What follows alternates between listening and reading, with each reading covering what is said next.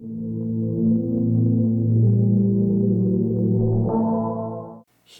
a real nowhere man, living in his nowhere land, making plans for no one and nobody.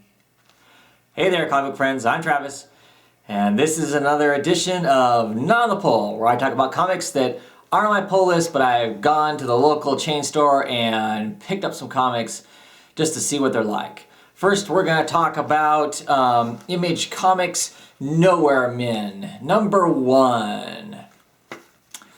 Decided I wanted to get this comic. I hummed and hawed about when I was doing my solicitations whether I wanted to get it, and I didn't pick it up, and I kind of regretted it as it got close to the time. So I picked it from the local store, and the biggest reason why was it had the tagline of "Science is the new rock and roll." I like science. I think science is a real interesting thing and whatnot. And the idea of science being the new rock and roll is pretty sweet. And the cover for this thing's great. The back of it, it's got these kind of faceless guys, and you can cut out their heads and stick on their bodies. Has kind of a rock and roll feel as that. I mean, the whole back of it, this whole stuff makes it look like an album. The inside of an album liner and whatnot. This was an interesting first issue. It's set in different times. One farther in the past, when this group of guys gets together, they're starting a corporation called World Corp, and they each have their specialties, and it kind of shows who they are. There's a bio page for each of the characters. I mean, see, this is even Beatle-esque, like the Beatle cartoon from the late 60s. But there's like a biopic on each one, talking about their favorite books, what their favorite drink is, all this kind of stuff and whatnot. And then it goes into some details as to different stuff that's going on in it. The next page after the biopic is this awesome 2-page spread of this like crystalline monster that these two guys in biohazard type suits are trying to contain and whatnot. That's a pretty awesome page there. And then it basically, it's a large portion of a experiment that has kind of gone wrong, or maybe not gone wrong. There's a rift in the this World Corporation. These 4 individuals are kind of going their own way. You get the hint that one of them left much earlier on in their careers, and now there's a rift over a certain experiment. And we also get the back half of the story of the comic book is a story of what's happening right now. We encounter a group of people. They're all supposedly sick. Most of them have fevers and that sort of thing, but they're each are exhibiting other strange and bizarre symptoms. And they don't know what it is that's wrong with them. They can't figure it out.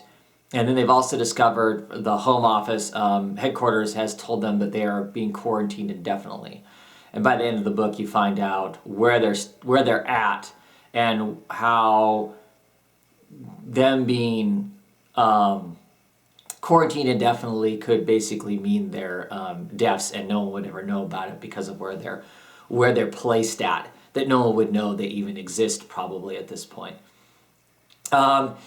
It's an interesting story. There's enough little bits and pieces in there that I'm probably tempted to pick it up for that. The artwork in it is relatively simple but clean. There might be a little too big of open spaces, but that may be just because of the type of office decor that the people are in.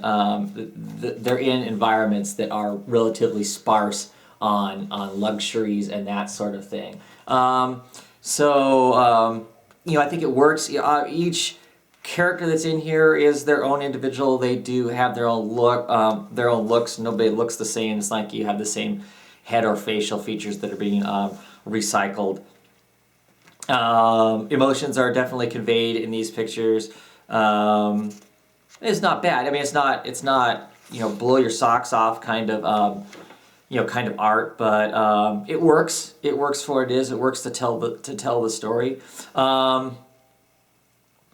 I don't know if it's going on my pull list. I, to tell you the truth, I can't remember if it's a mini series and it's only like 4 or 5 issues or whatever. So for me to put it on my pull list is a little more complicated than that, because I always do my pull list 2 or 3 months in advance. But I'll be seeking out issue number 2. Hopefully the local chain store that sells comics here picks up more than just a number 1 issue of it. Hopefully I can get that second issue when it comes out, because I'm interested enough in it to see what's going to happen, where the explosion's going to be at for these 4 rock star scientists and this other group of people that's been isolated that are a part of World Corp, and I don't know if they're part of some secret experiments or if there's something that's gone awry or what. But it was enough. It was kind of cool enough that I'm mildly curious to pick up the next issue. It was worth the read. And next we're going to talk about Thor, God of Thunder, number 2. And I still have a bitch of a time getting the AR to work on this book. But besides that, the art in this is outstanding. The artist does such a fabulous job of catching the mood of what I think Asgardian Viking type feeling to it. The young Thor when he's raiding places and whatnot. He just looks great. I mean, he looks like a young Thor. His facial features are softer, more whimsical looking. You get to the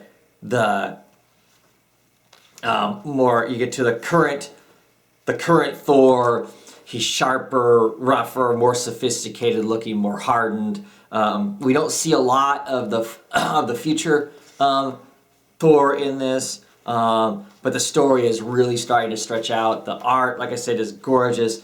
The God Killer that's in this, the creature that he is really cool. His powers, the way the black energy spirals off of the guy, the fact that it rolls off his nipples and stuff too, is just really strange and really cool. The